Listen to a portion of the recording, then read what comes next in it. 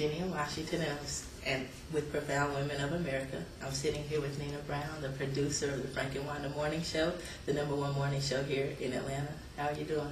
I'm doing great. Good. I'm blessed to be here. How are you? I'm doing good. Good. We've chosen Nina to be our 2009 Empowered Woman. Can you tell us a little bit about what that honor means to you? Well, it's certainly an honor. I'm very humbled by it. To represent profound women, just in general, is a huge responsibility.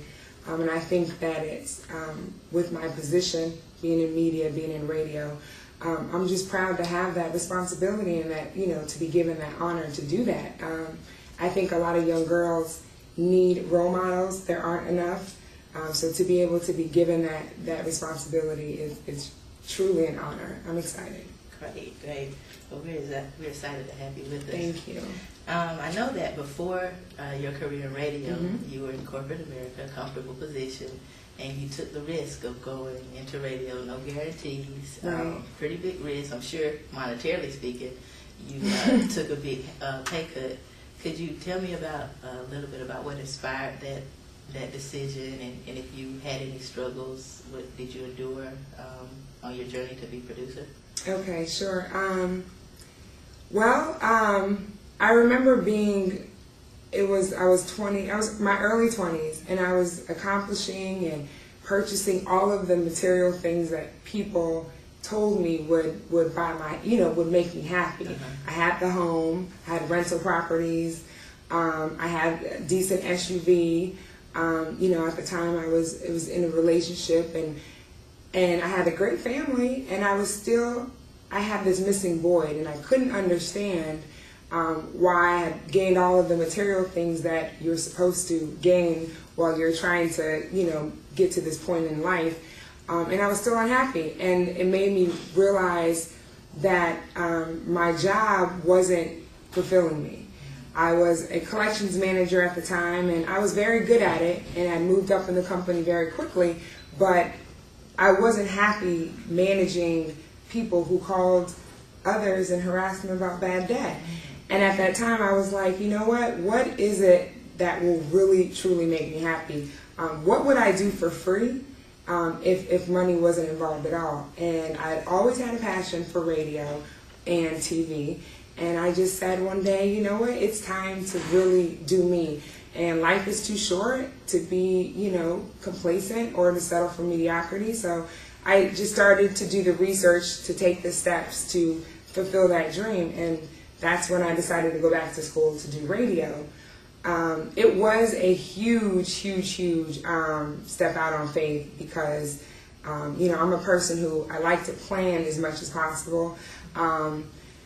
But it was one of those situations, you can only plan so far. You can only do so much. And then at the end of the day, it's, let's just see what happens.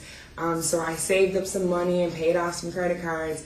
And then when I eventually was able to transition, I told myself, oh, everything will be fine before the money runs out. And I said, I'm not going to worry about it. And I remember, the checking account depleted and the savings account was done and the credit card was maxed out and I was pulling from my retirement account. I had exhausted everything, and there were so many days where I was like, you know what, I wanted to give up. I always had this little voice telling me like, oh, it'd be so much easier just to quit. You can always go get a job in corporate America. You're good at that. You can be a manager and it's fine.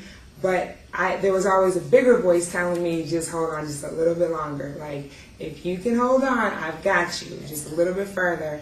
And I would get, my confirmations here and there, and things were moving very fast. But, it was definitely a struggle because no one could really understand that I had made the sacrifice. Basically, I didn't get paid for 2 years. Wow. So, at the time, 23, people even though people said yeah, you would be great in radio, I always knew you would be perfect in TV, no one could really understand or relate to the sacrifice of getting there. And they were like, I mean, I was making a ton of sacrifices with time and sleep, and my friends didn't see me, and I had to sacrifice time with my son, and just the simple luxuries of life. I couldn't go shopping. I didn't have any money for 2 years, and I just kept, but I just kept saying, my blessings are coming. My blessings are coming. Just pay my dues. Just pay my dues. I made sure that I never complained, and I just made sure that people would always see the good side of me, no matter what. Because prior to leaving corporate America, I said to myself, what am I willing to sacrifice? What is this worth? Is this worth, and I went down a list. Is it worth my sleep time with my friends, being able to go shopping at my leisure? And is it worth my credit score? Was my perfect credit score worth long time fulfillment and happiness?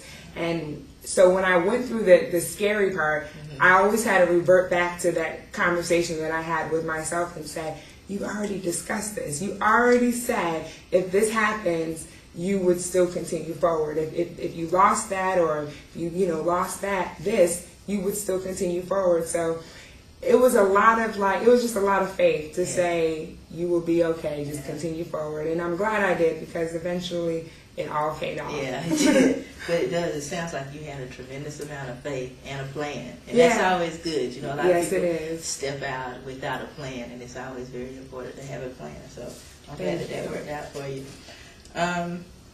I am a frequent listener to your morning show, and like I said, you cover a lot of topics that's based on the community. And when you guys do speak on those topics, your passion is conveyed through the airways. And I just want to know, where did your passion draw from?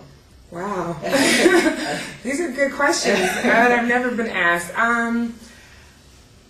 Honestly, to be quite honest with you, my passion draws from.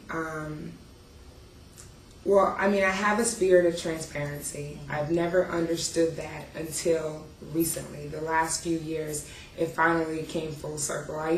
People would say, oh, you're too trusting, or you tell too much information, or, it was my strength, but then it became a weakness, and people would point that out. And I would say, well, I've been like this all my life. I've gotten this far being just like this. I've been praised all my life, and I've always succeeded and done well. Why is it now a problem? And I went through a period of time where I couldn't understand that. But then spiritually, as I started to grow, I started to hear, what the spirit of transparency really meant spiritually. And I said, you know what? This is the reason why I'm like this, because there are other people who are watching me and who are just following my footsteps, saying, if she can do it, I can do it too.